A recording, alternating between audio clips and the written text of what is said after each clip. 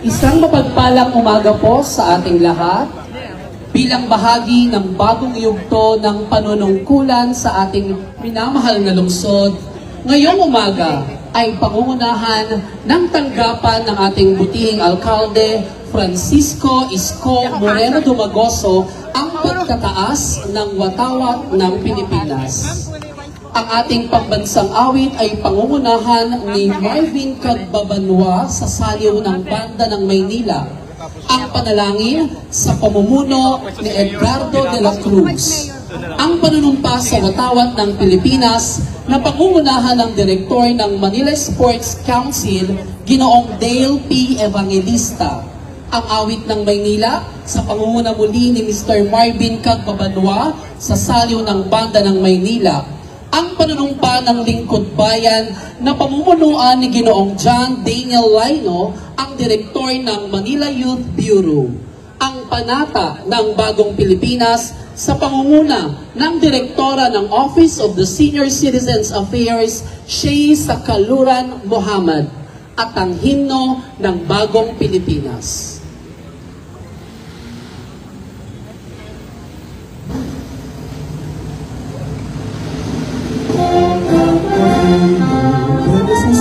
Hanap ng puso sa hindi mo'y buhay. Lupang hirap, huwag ka nang mag-ibig sa hangin. Di ka ba sisihin sa nagatagpuan sa sumunod?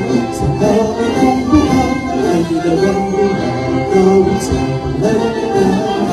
Ang gusto pang watawin ko'y tagang pangalan.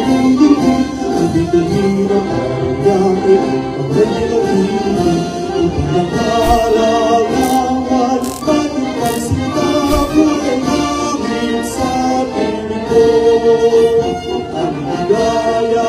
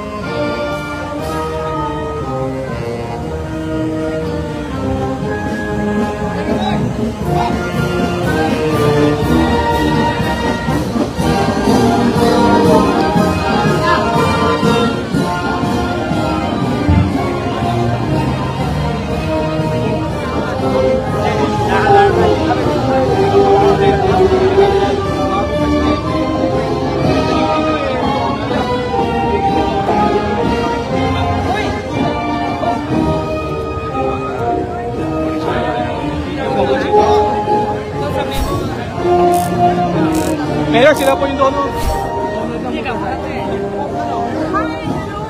Isang mapagpalang umaga po sa ating lahat.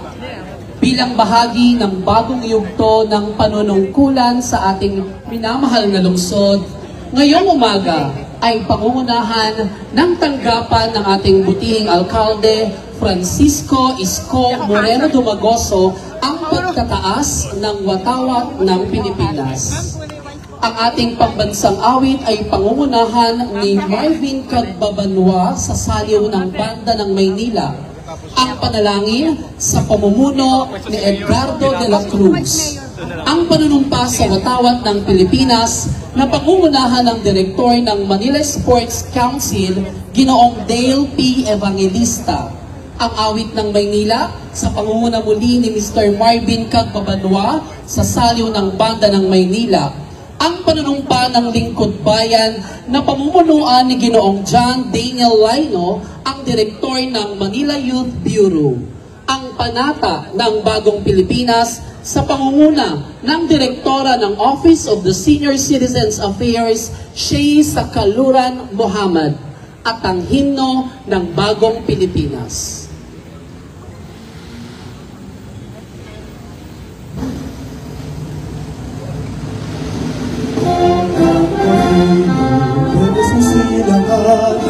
Hanap na puso sa di mo'y buhay.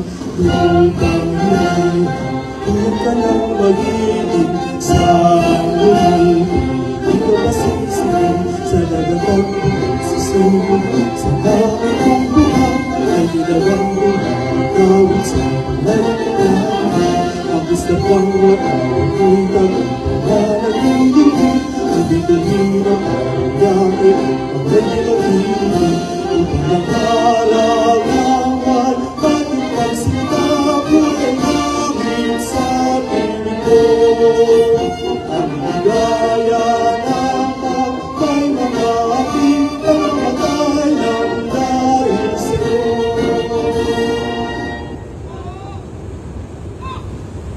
Ama naming makapangyarihan, kami ngayon ay nagkakatipon-tipon sa araw na ito ay upang humingi ng patnubay at lalo na ikaw ay papurihan at pasalamatan.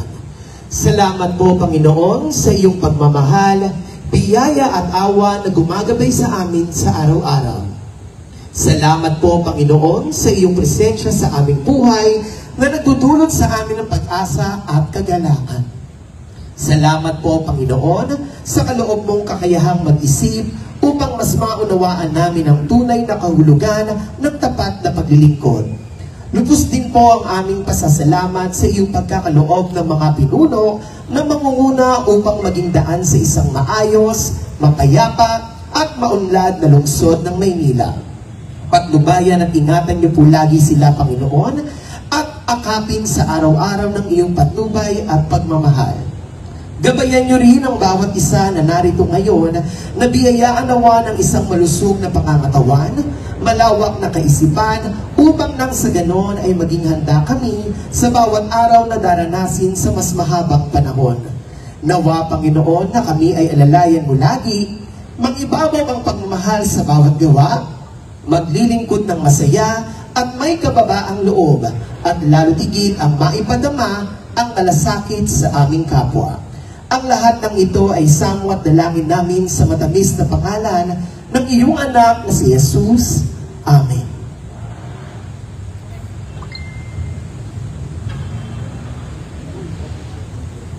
Taas po ang ating kanang kamay para sa panunumpa sa watawat ng Pilipinas. Ako ay Pilipino, buong katapatang nanunumpa sa watawat ng Pilipinas at sa bansang kanyang sinasagisan, na may dangal, katarungan at kalayaan na pinakikilos ng sambayanang makadiyos, makakalikasan, makatao at makabansa.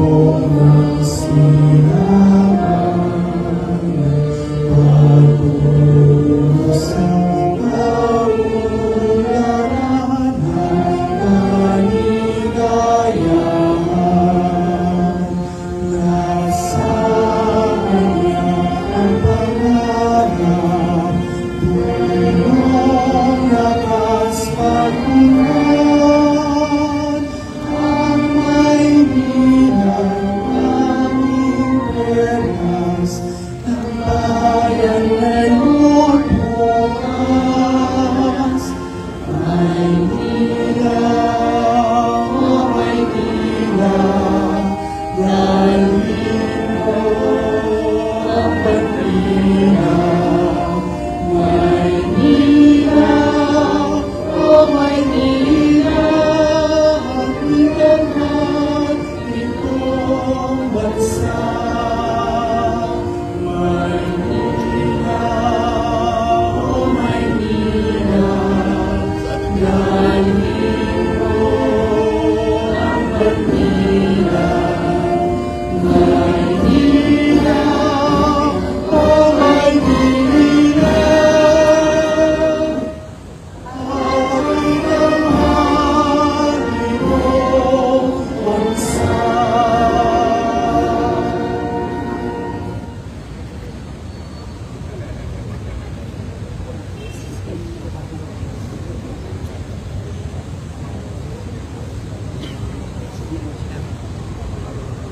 Itaas po natin ang ating kanang kamay sa panunumpa ng lingkod bayan.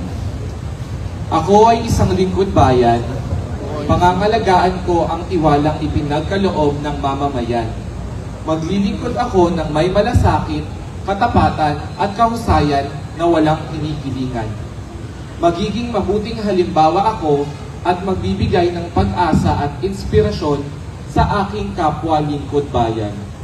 Lilinangin ko ang aking sariling kakayahan upang sa lahat ng panahon ay mapaglingkuran ko ng buong kahusayan ang sambayanan. Hindi ako makikibahagi sa mga katiwalian sa pamahalaan. Pipigilan at isisiwalat ko ito sa pamamagitan ng tama at angkop na pamamaraan. Isasabuhay ko ang isang lingkod bayang makadiyos, makatao, makakalikasan at makabansa. Tutugon ako sa mga hamon ng makabagong panahon tungo sa adhikain ng matatag, maginhawa at panatag na buhay. Sa mga tungkulin at hangaring ito, kasihan nawa ako ng may kapal.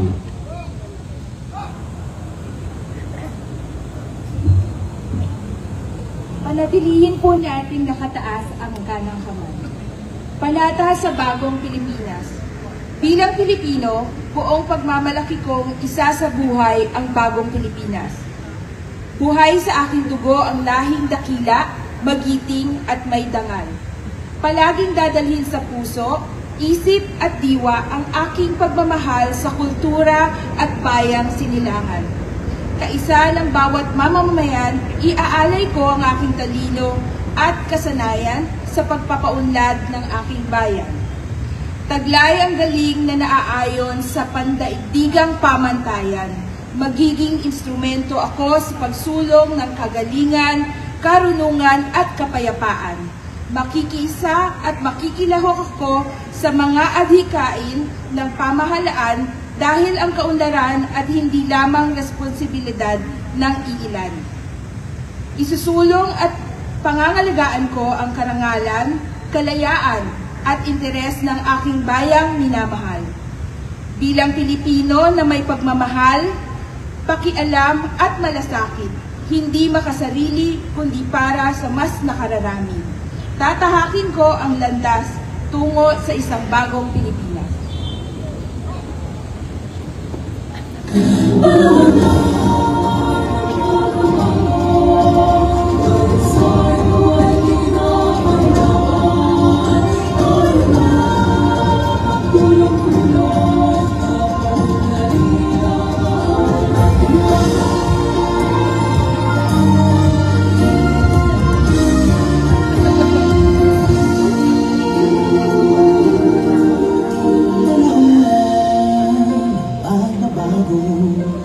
Dahil sa ito ay kinakailangan tayo na tulong-tulong na rin mahal natin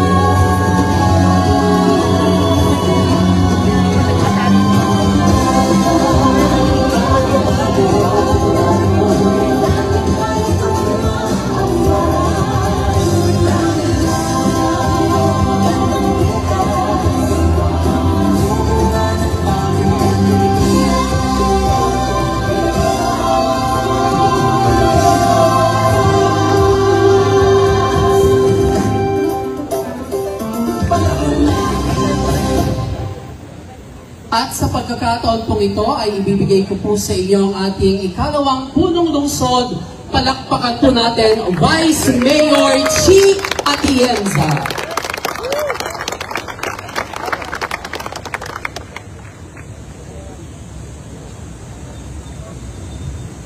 Magandang umaga po sa inyo lahat. Kamusta po kayo? Masayang-masaya ako na makasama kayo ngayon sa flag racing natin.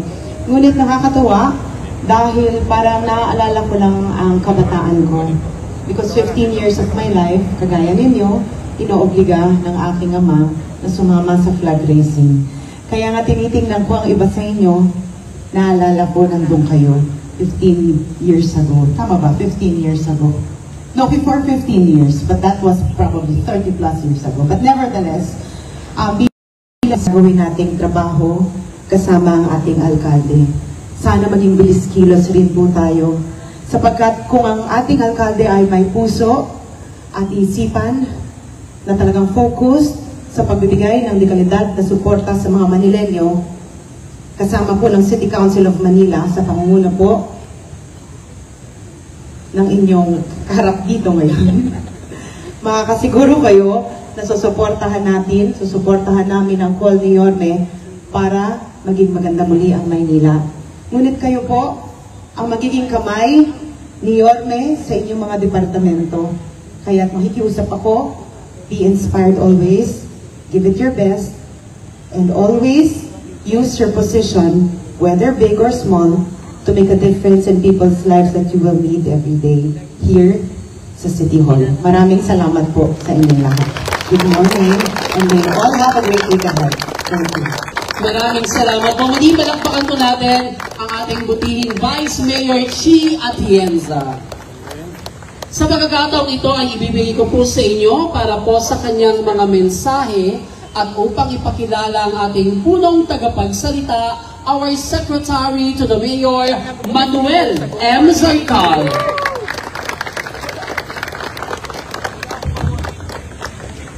Lines, tama ka, ganito pala itsura ng City Hall pag alas 7 ng umaga. Parang first time kong nakakita ng alas 7 ng umaga sa City Hall. Anyway, ang ating pong hindi na siguro kailangan habaan ng pagpapakilala. Pero nais ko lang, karamihan sa inyo, lalong-lalo na yung ating, yung kababataan ni Yorme, kilala siya bilang Scott.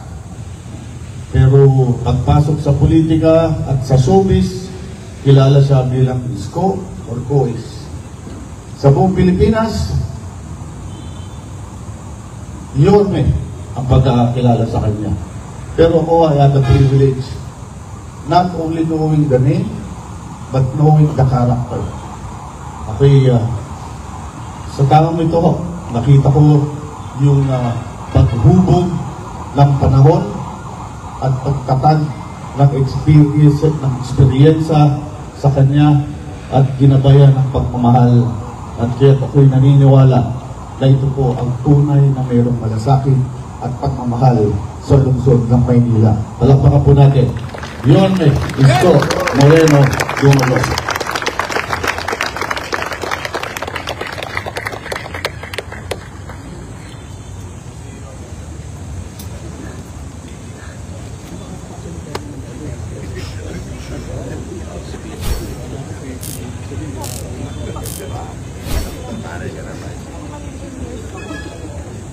Maraming salamat sa ating Secretary to the Mayor at 10 ng aking mga kasamahan na sa punong ekutibo, sa ating District Director General Guzman and the members of the Manila Police District, the men and women, officers, to our fellow co-workers in the national government, at sa ating mga konsihal na nandito, na pinamumunuan ng ating Vice Mayor Chi Atienza, and our Majority Floor Leader Monyo Pangco, at sa lahat ng manggagawa, lingkod bayan ng pamahalang lungsod ng Maynila.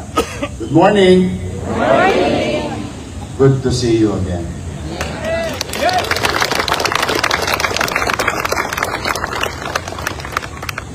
Loobin nawa ng Diyos This is our first of 468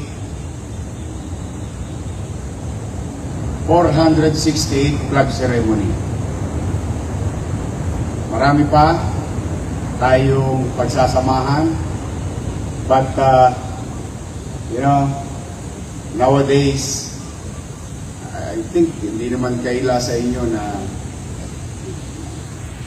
medyo very challenging ang City of Manila. Physically and fiscally, we are, I don't want to sugarcoat anything. Basta let's just focus and accept the problem, because in problem solving, acceptance is the key. It's the first step. Ang tanong, may problema ba? Meron. Ang tanong, may solusyon ba tayong gagawin? Yes. Together, all of us here, may halaga ang bawat isa sa inyo. Saan mang ahensya, bureau, departamento kayo napapabila. Hindi kayo nailagay dyan nang wala lang. Kayo'y kinilala, kinuha ng pamahalang lungsod upang maging bahagi ng pamahalaan na paglingkuran ang ating mga kababayan. Yang angking galing ninyo, talino, I hope I'm not asking too much. Please do some extra steps. We really need to catch up. Back to zero tayo. But, you know, if there is one good thing about the situation, sanay ako nang wala.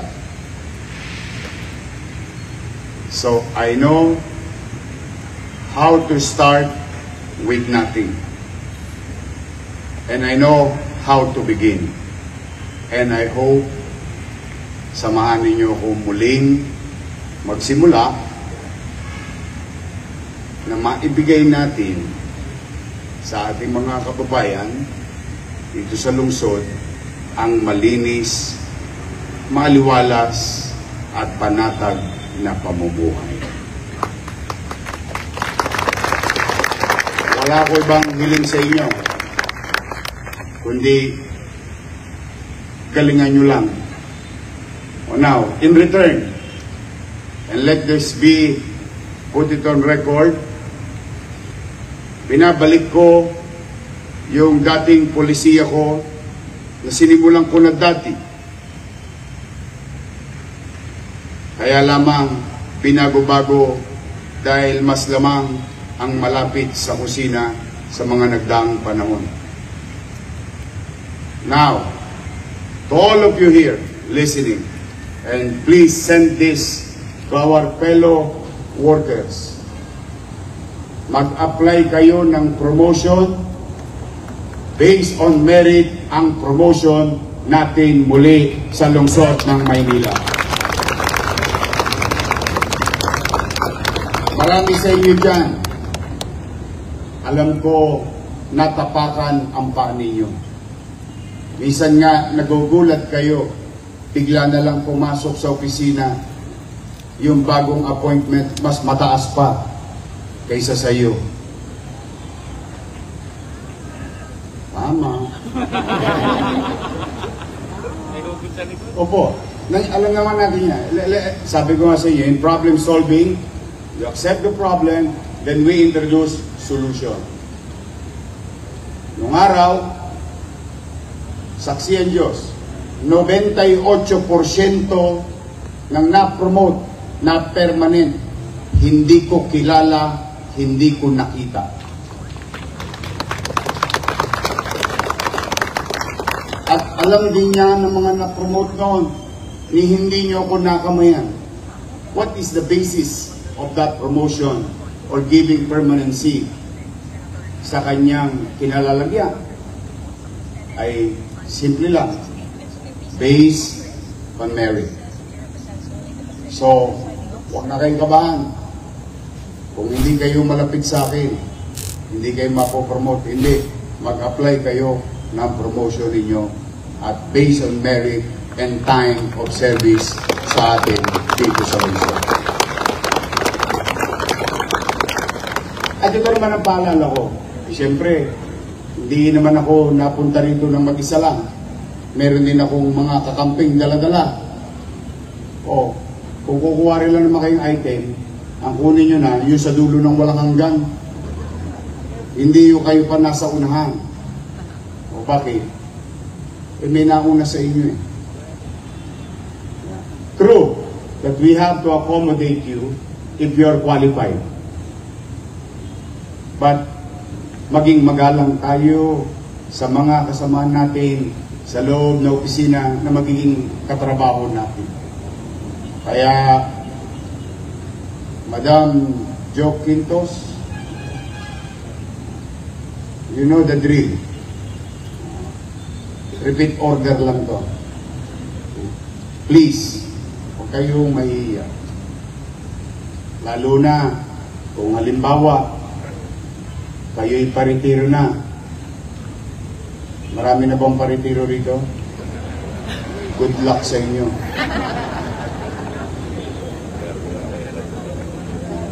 Kailangan kong bayaran ulit yung 200 million na utang ng GSIS. Kawawa naman ang mga magre-retiro. But, na-resolve ako naman na yan dati. Halimbawa, kayo magre-retiro. Meron kayong anak na qualified sa gobyerno. We will make priority of your family.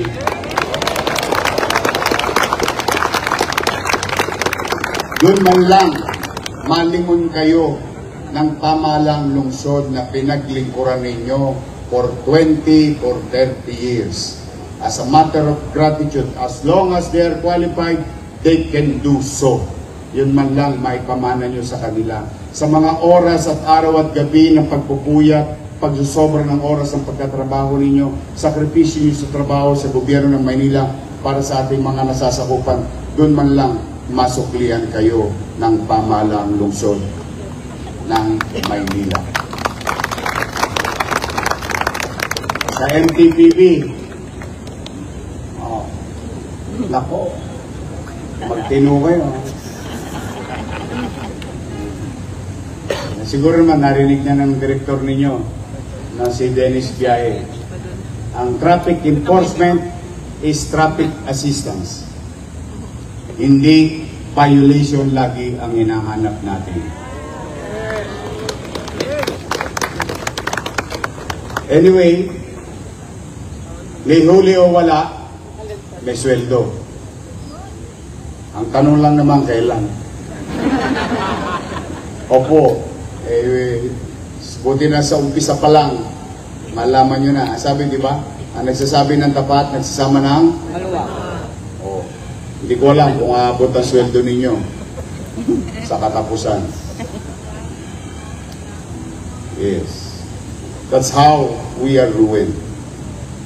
But don't worry, katulad ng sinabi ko kay Jazz, sabi ko, Jazz, basta tayo empleyado muna bago contractor.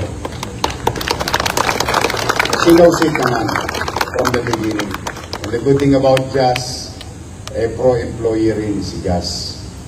So, lahat ng binpo, pipigayin ko. Makasweldo lang tayo sa katapusan. Para na tayo ngayon. Minimum age earner, hand to mouth. May kita, may chicha. Ganun po ang sitwasyon natin.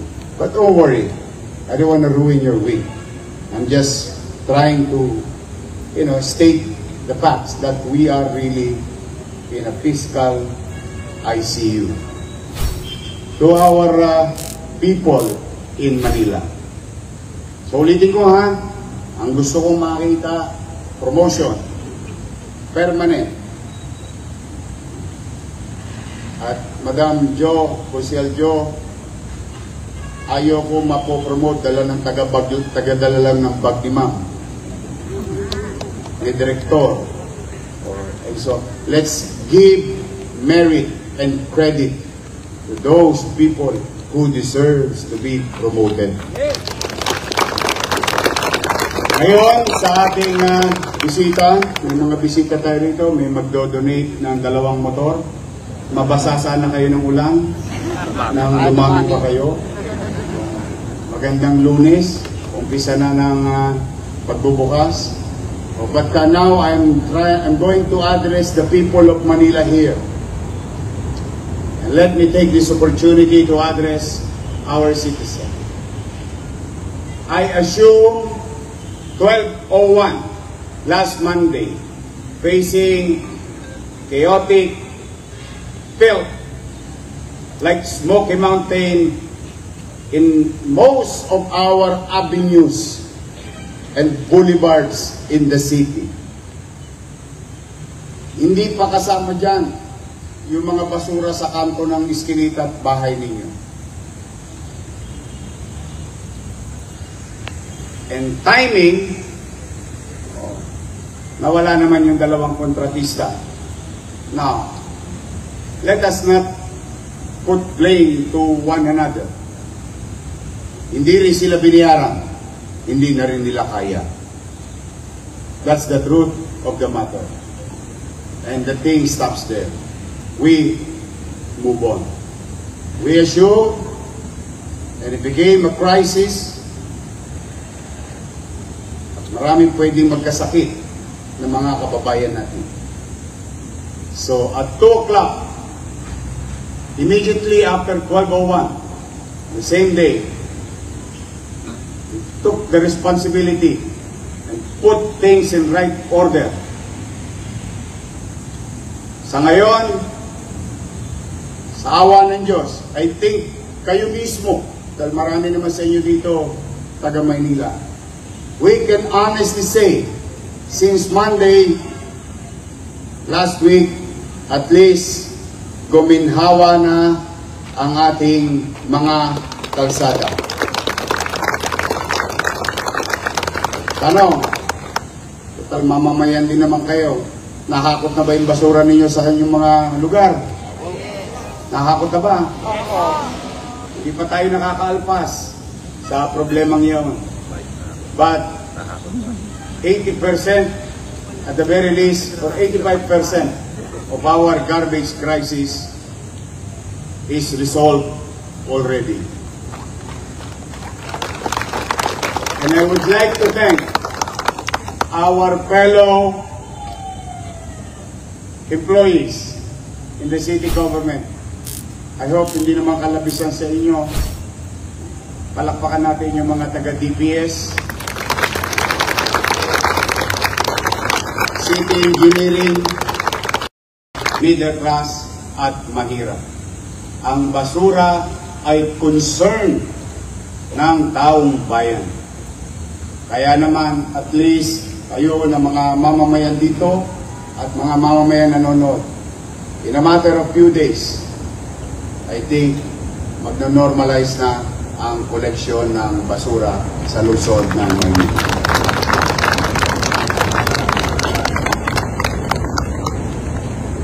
One problem down.